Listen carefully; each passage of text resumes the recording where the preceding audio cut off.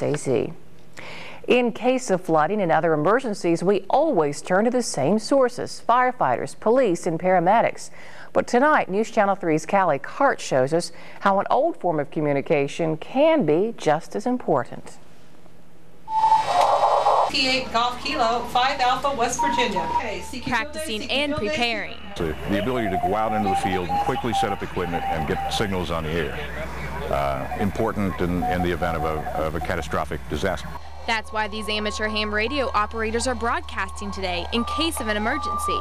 Today is the National Field Day for operators throughout the country to fine-tune their skills. In the time of an emergency, when regular forms of communication are overloaded, we're available. Ham radios have been there through the years and may seem old-fashioned, but since September 11th, operators are becoming even more important. In every emergency response plan in this country, amateur radio is written into it as a backup means of communication.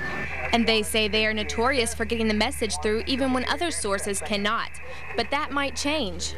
Ham radio is sending out an SOS. With email, instant messaging, and the internet, some radio operators fear new generations will tune it out.